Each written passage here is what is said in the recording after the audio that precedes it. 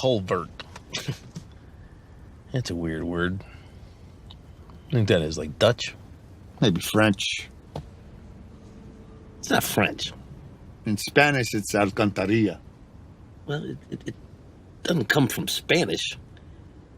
I mean, you ever hear anyone walk around talking about the majestic culverts of Spain? Who the hell goes around talking about majestic culverts? Target is approaching. Position 2, stand by. Well, we don't spook the target. I say he rounds third and goes straight for home. Culvert. Colbert. Sounds like a Dutch word for crotch rot.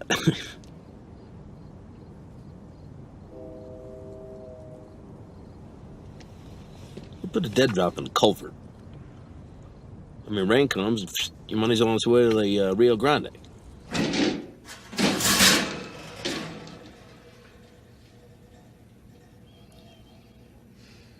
it okay, Mr. Frank?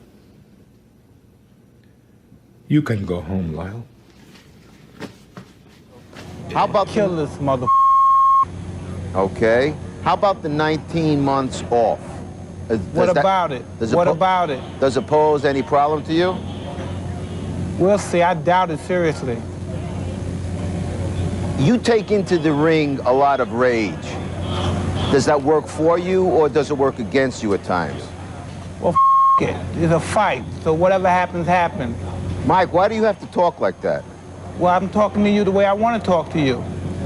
Do you have a problem? Turn off your station. You know what? I think we'll end the discussion right now. Then we could. You got it. Have a nice fight, Mike. Off. As sentient animals, most of us wonder why we are here. Some of us also wonder about ourselves as individuals. Why am I here? I address these questions in this short video. With respect to the first question, the obvious response is, who is we? I will assume in this case that the we in question is Homo sapiens. In that case, the response is easy if one has sufficient understanding of evolutionary biology. I went to graduate school in Lubbock, Texas. In the process of completing my graduate degrees, I spent a lot of time conducting fieldwork. On dozens of occasions, I defecated in the savannas I was studying. On most of these occasions, considering my location, I attracted dung beetles. The dung beetles would fly toward me as I squatted, their size and wingspan making them drone like B-52s. I would bat them away, as well as I was able, and they would crash awkwardly into my head and torso. Oh, and some nasty stuff in there. There looked to be a bite almost. Holyfield is very unhappy. Look at this. It looked as if Tyson bared his teeth at one stage in the exchange. Yes, bit I his think ear. He bit his ear. That's what Holyfield was in a lot of pain from that. You see the blood on the ear.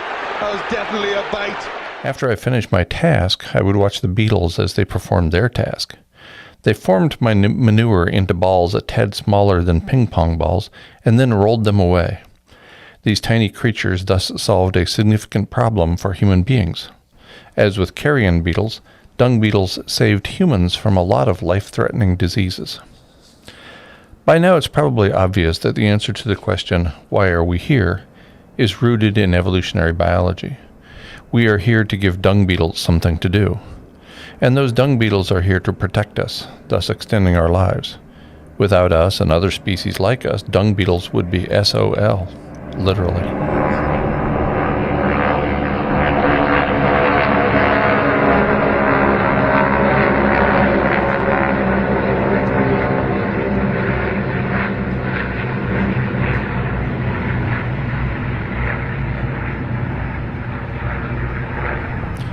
The far more difficult question is, why am I here? I suspect there are about 7.8 billion answers to this question.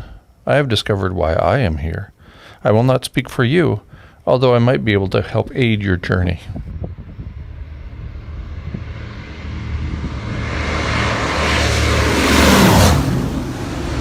Some individuals are here to give. In pursuing a life of service, I would put myself and a few others into that group. Most people are here to take. We all know examples of those to whom Daniel Quinn referred as takers. I receive daily reminders, as I'm sure you do. Marcus Aurelius receives credit for the following expression in Meditations. Quote, "When you arise in the morning, think of what a precious privilege it is to be alive, to breathe, to think, to enjoy, to love." End quote. His is a fine reminder of why we are here. We are here during our short time on earth to think, to enjoy, and to love. I taught in classrooms at several colleges and universities. Most of the time, at least during my final decade of paid work, I simply asked questions. I was inspired by the ancients to do so. For example, if Socrates was not a figment of Plato's imagination, then he was renowned for the questions he asked. He essentially asked 6 questions, albeit often in different ways. What is virtue? What is moderation? What is justice? What is courage? What is good? What is piety? Socrates famously concluded that the unexamined life is not worth living. I'm surprised it took 2 millennia for somebody, specifically philosopher Arthur Schopenhauer, to realize that the examined life is far worse. As an aside, I once asked a room full of students, what was Socrates' most famous quote? I thought someone would answer with the one about the unexamined life being not worth living. Instead, one of my students immediately yelled out, "I drank what?" The work of the ancients encourages me to continually ask how to get through a life that is, in itself, not worth living. My life has no meanings beyond the ones I assign to it. My life is insignificant except to a few people for a short time. I am among the last humans on Earth, indicating that I will leave no legacy for the dead planet that follows. In light of this information, how do I create a life worth living? How shall I help others do the same? I have been the subject of a coordinated, ongoing defamation campaign. The campaign and the response to it by my former colleagues, co-workers, friends, and family members have left me shattered. In response, I turned to a philosophy from ancient Greece, Stoicism. Stoicism largely replaced the philosophy of cynicism, a school of philosophy from the Socratic period of ancient Greece. Cynics hold that one's purpose is to live a life of virtue in agreement with nature. This is a life that calls for only the bare necessities required for existence. The best-known cynic was Diogenes, who lived a simple life with essentially no possessions. Very nice. Very realistic action. Very realistic challenge. So, it is down to you, and it is down to me. Unlike cynics, Stoics see many human constructs, including laws and customs, as natural and therefore good. Stoics adhere to these human constructs and encourage others to do the same. For example, Stoics believe that participation in public life is a sign of virtuosity. My own pursuit of Stoicism extends to this latter belief, as indicated by the 3 levels at which I recommend we pursue planetary hospice: family and friends, community, and society.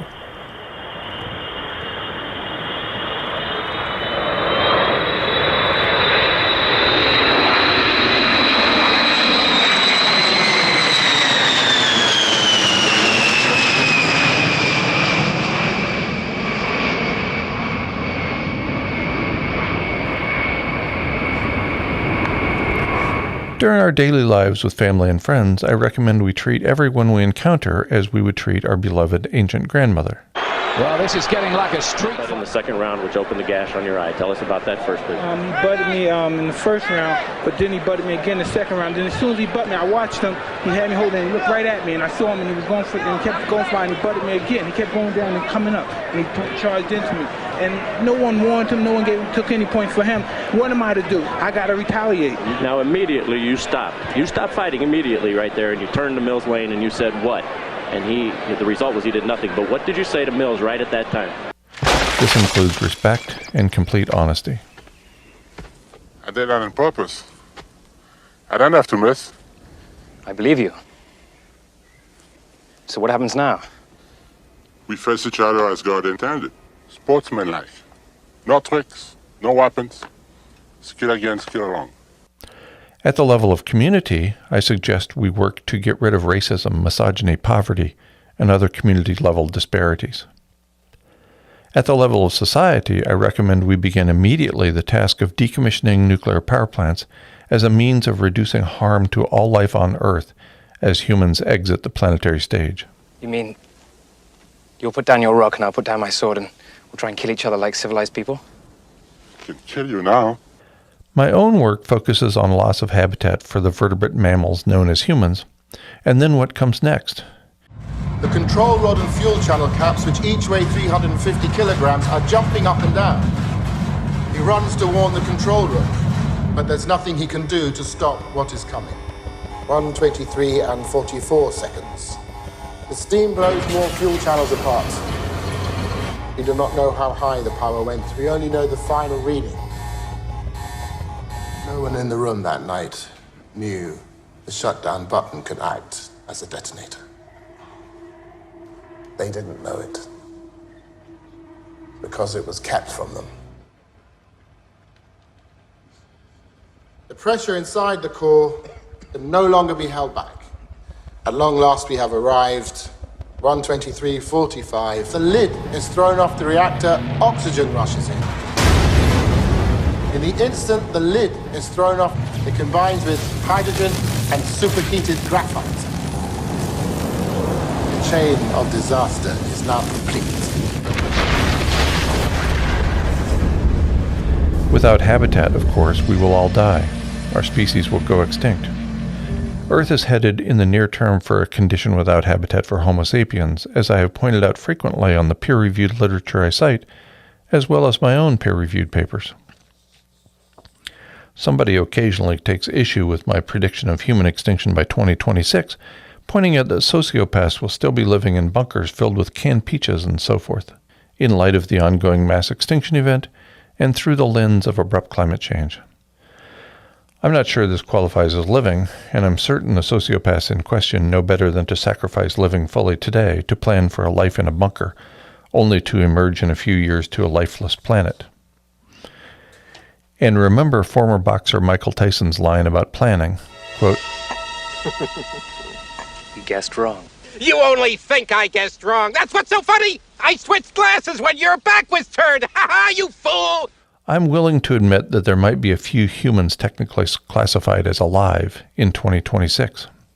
I stand firm on my prediction that there will be no humans on Earth in 2030.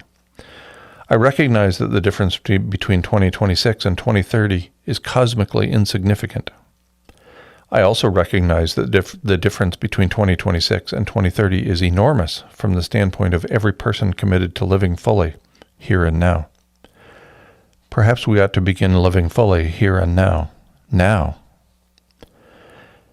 At some point in the near future, and this certainly applies to any remaining humans from 2026 forward, the short-term survivors will realize that Cormac McCarthy's 2006 book, The Road, was optimistic. That book included survivors. Civilization will collapse catastrophically for any of the several reasons I've pointed out elsewhere. Abrupt climate change will be a primary driver. When industrial civilization reaches its overdue end, there will be no fuel at the filling stations, no food at the grocery stores, and no water pouring out the municipal taps. First responders will return home to spend time with those they love. The world's abandoned nuclear facilities will melt down catastrophically. There are already examples of each of these events, from significant disruptions of the supply chain to the horrors of Chernobyl and Fukushima. Loss of aerosol masking within days or weeks after the collapse of civilization will greatly exacerbate the accelerating loss of habitat for humans and other organisms. He didn't fall? Inconceivable. You keep using the word. I don't think it means what you think it means. Leading causes of human mortality will include dehydration as the water stops flowing through the taps, starvation due to lack of food delivery, disease as prevention and treatment facilities are shuttered, suicide as horror film fantasy becomes reality, and predation leading to cannibalism. I've no doubt many confused people accustomed to enormous privilege will resort to desperate measures to stay alive. The initial shock will be horrific. The expectation of infrastructure being restored will give way to resignation, only one dying person at a time. Desperate pleas for help will be met with silence. And then it will all get worse. The dead will be envied by the living, even as the evolutionarily motivated will to live persists. The short-term survivors will see a world nearly lacking life. Non-human animals will be unable to keep up with rapidly disintegrating ecosystems. There will be no clean water, no healthy food, no habitat. Plants cannot move and cannot be moved because the fragile web of mycorrhizae, fungi, and other plant-based organisms will die in soils abruptly too dry, too wet, too hot, or too cold. Earth will increasingly resemble Mars. The last humans will die miserably. They will be thirsty, hungry, and marinating in ionizing radiation. With the exception of like-minded sociopaths, they will be lonely. Even in the presence of like-minded sociopaths, they will be lonely. This life is not for me. A dozen years ago, I sacrificed enormous privilege and fiat currency because I wanted to set an example for others who are willing to grow and preserve food while living in a community of like-minded humans committed to small environmental footprints. I opted out of the monetary system because I knew it underlaid the extinction crisis we were in. I lived off-grid for a decade, thereby putting my words into action. As I became increasingly educated about the aerosol masking effect and ionizing radiation, I returned to my roots as an educator, albeit unpaid. I abandoned off-grid living for a more customary approach so that I could continue to inform the masses about the urgency of our collective planetary emergency, and therefore the urgency of how we live. To the extent I am able, I will spend my remaining time in this role. My primary outlets for educating people lie beyond the campuses and universities where I once enjoyed work. As a result, I will take advantage of media such as this one to transmit information rooted in evidence and love. I have no reason to lie about the dire straits we face, so I tell the full truth, rooted in evidence uncovered by others. I will continue a liberal approach to teaching and to life. Liberal simply means broad-minded in this case, and this is the approach I used and will continue to use in classrooms and beyond. For me, liberal teaching means putting everything I know and everything I am at risk in the classroom or wherever I teach, and not just in general, but specifically as well. That is, I put it all on the line during every meeting of every class. I've been wrong often enough to know it could happen again, and I'm willing to admit my errors in the pursuit of truth. How courageous is this approach? Remember how it turned out for Socrates. The essence of liberal teaching lies in taking risks every day. Rather than applying the conservative approach of deploying textbook knowledge, the I'm the teacher and therefore I'm correct approach, a liberal celebrates humility. Pursuing a liberal approach to teaching is dangerous. It requires courage, a thick skin, and recognition that the personal costs of pursuing liberalism in the classroom are far exceeded by the opportunity costs of failing to do so. Indeed, I would argue that the pursuit of a liberal approach to any of life's important activities is dangerous at every turn. I used to be a classroom conservative. Here's one minor example. I taught my dog to whistle. I taught, and I taught, and I taught. I used every trick I learned from graduate courses on college teaching, but my dog never learned to whistle. The problem with the conservative approach to teaching is the focus on the instructor and his wealth of knowledge, disseminated like so many pieces of valued wisdom to eager students. Even my dog was eager. Over the years, I came to understand and treat each group of people with whom I was fortunate to work as a core of discovery. Our quest, a life of excellence for each of us. An example might help. Stop.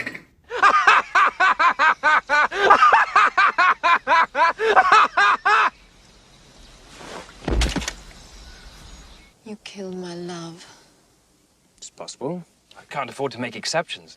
I mean, once word leaks out that a pirate has gone soft, people begin to disobey you, and then it's nothing but work, work, work all the time. You mock my pain. Life is pain, Highness. Anyone who says differently is selling something.